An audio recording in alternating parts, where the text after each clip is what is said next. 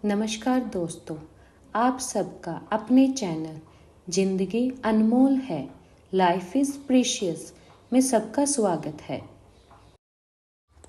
भारत की धरती देवी देवताओं और संतों की अद्भुत कथाओं से भरी हुई है। यहाँ सभी पर्वत, सभी नदियाँ की कोई न कोई आध्यात्मिक कहानी है।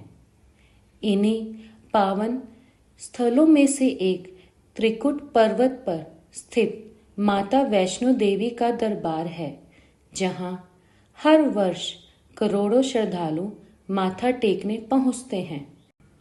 वहां सभी लोगों का मानना है कि बिना माता की कृपा के वहां बुलावा नहीं आता। ऐसे ही आज मैं आपके साथ एक कहानी साझा करने जा रही हूँ, जो न केवल श्रद्धा को जगाती है, बल्कि यह विश्वास भी दिलाती है कि माता हर सच्चे भक्त की पुकार अवश्य सुनती है। यह घटना वास्तविक जीवन पर आधारित है।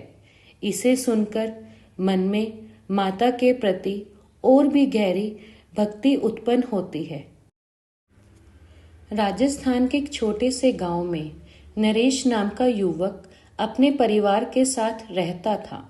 परिवार में माता पिता और एक छोटी बहन थी। खेती से गुजर बसर ही होती थी, लेकिन पिछले कुछ वर्षों से मौसम की मार, कर्ज और बीमारियों ने घर को आर्थिक संकट में डाल दिया था। नरेश पढ़ाई में बहुत अच्छा था, परंतु पैसों की कमी के कारण उसे पढ़ाई बीच में छोड़कर काम की तलाश करनी पड़ी। कड़ी मेहनत के बावजूद नरेश को कहीं भी पक्की नौकरी नहीं मिल पा रही थी।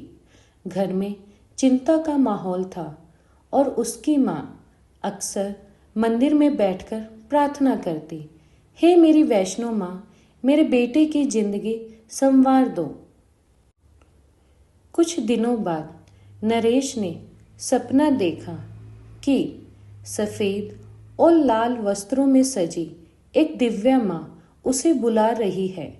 माँ के हाथों में त्रिशूल और कमल था और उसके चेहरे पर अपार करुणा दिखाई दे रही थी। सुबह उठते ही नरेश ने अपनी माँ को सपने वाली बात बताई। उसकी माँ की आंखें भर आई। बेटा, यह कोई साधारण सपना नहीं है, यह तो माँ वैष्णो देवी का बुलावा है। अब हमें माता के दरबार जाना ही होगा। नरेश ने मन में निश्चय किया, चाहे कितनी भी कठिनाइयां क्यों ना आए, वह माता के दरबार जरूर जाएगा। नरेश के परिवार के पास अधिक पैसे नहीं थे, लेकिन गांव के कुछ लोगों ने मदद की।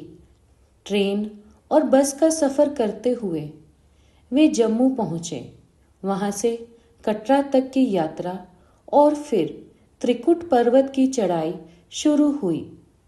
कटरा से जब परिवार ने जय माता दी के जयकारों के बीच यात्रा शुरू की, तो उसके मन में बहुत उत्साह था। नरेश को लगा कि माँ उसके हर कदम के साथ चल रही है। रास्ते में हर जगह भजन गाते भक्त, सेवा करते लोग और माँ के दरबार की गूंज वातावरण को पावन बना रही थी।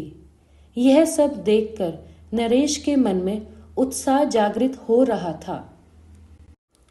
जब आधी चढ़ाई हो चुकी थी, तभी नरेश की माँ को चक्कर आने लगे। वह आगे बढ़ने में असमर्थ हो गई। परिवार परेशान हो गया कि अब क्या किया जाए। नरेश रोने लगा, हे माँ, आपने बुलाया और रास्ते में ही रोक दिया। तभी वहां से गुजर रहे एक साधु रुके। उन्होंने माता का नाम लेकर माँ के माथे पर हाथ रखा और एक छोटा सा जल पात्र निकाल कर दिया। यह पवित्र जल है, पी लो, माँ खुद रक्षा करेगी। माँ कभी अपने भक्तों को निराश नहीं करती। कुछ ही मिनटों में नरेश की माँ की कमजोरी दूर हो गई। माँ ने खुद को सामान्य महसूस किया और परिवार आगे बढ़ने लगा। यह उनका पहला अनुभव था कि माँ स्वयं अपने भक्तों की रक्षा करती है।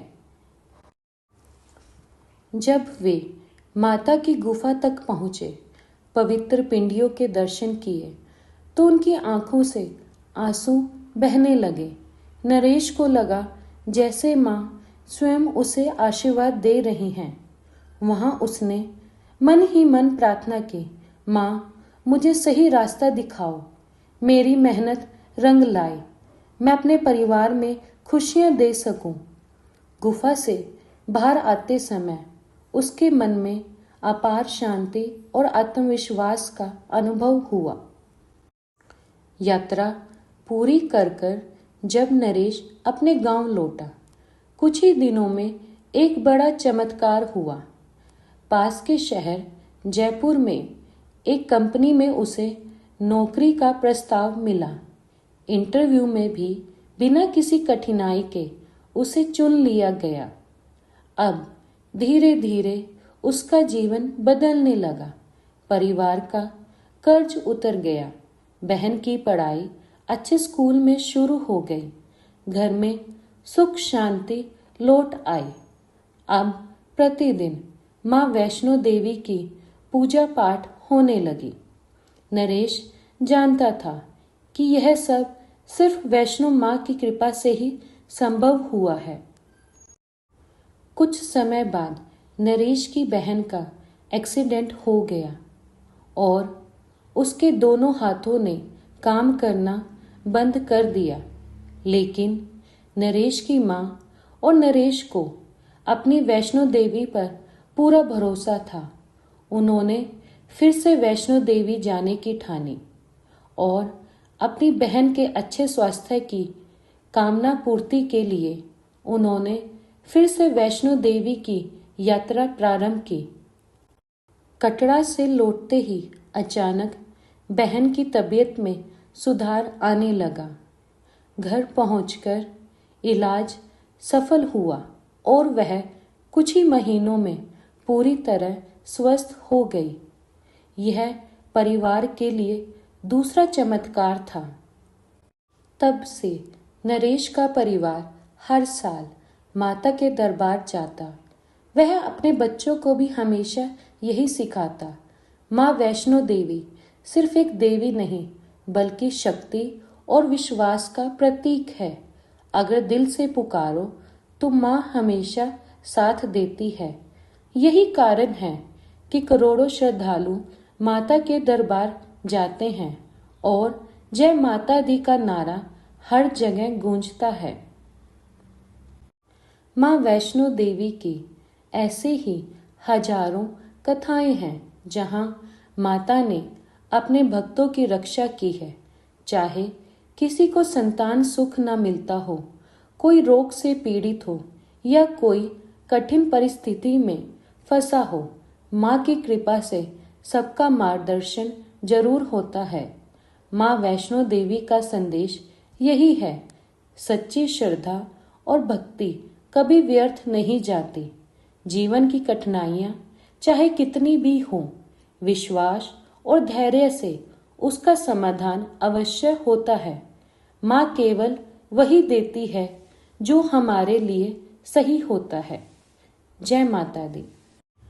अगर आप सबको यह कथाएं पसंद आई हैं, please like, share and subscribe my channel. धन्यवाद।